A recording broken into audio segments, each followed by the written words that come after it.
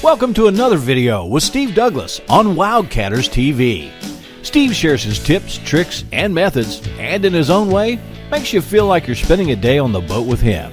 Ride along with Steve and take your catfishing skills to the next level. This time on Wildcatters TV, Steve guides you through the confusing and expensive world of electronics or fish finders. Steve shows some real on-the-water demos with one of the best inexpensive depth finders that will work right out of the box for anglers with little or no experience.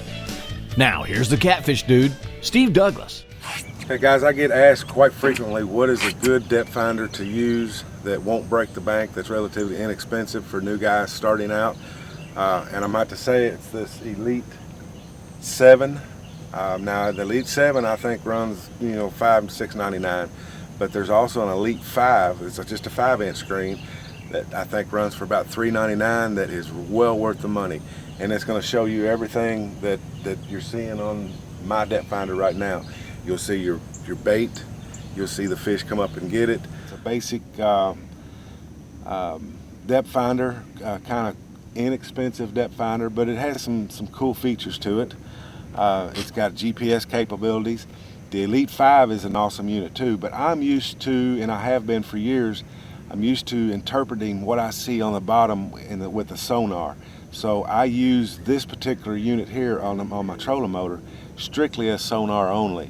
And like I say, you can follow your bait, you can see the fish as they come up and get the bait, or you can see the fish as they come up and look at the bait, smell it, and go back down. That's been the case today with us.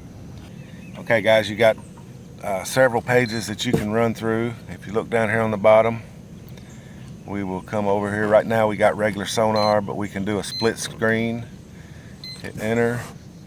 Now we're gonna have sonar and a GPS, so you can kind of keep track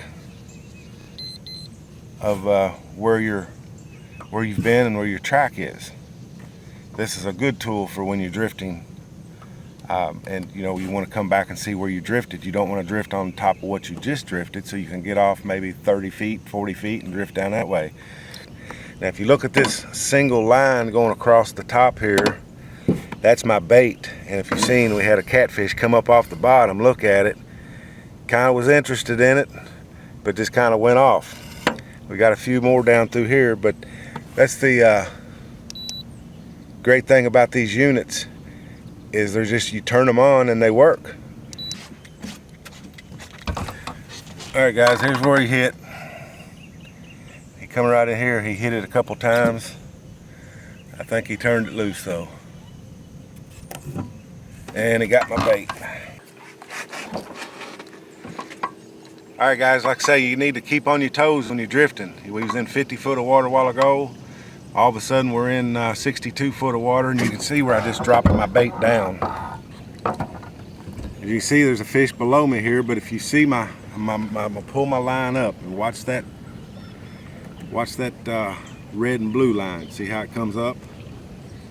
And we'll drop it right back down. But like I say, you want to be on your toes. You want to keep that bait 3 to 4 to 5 foot up off the bottom at all times. At least that's where you want to start at. But 9 times out of 10, that's where you're going to find most of your fish. I think we're going to drop it down even a little bit more. We about hit one on the head there. Oh.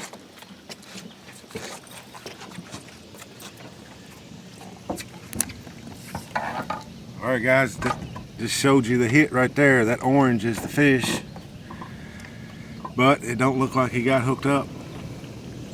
Like I say, we get asked quite frequently what is a good depth finder that won't break the bank. And in my opinion, I'm not sponsored by Lowrance, but it's just all I've used over the years, and it gets the job done.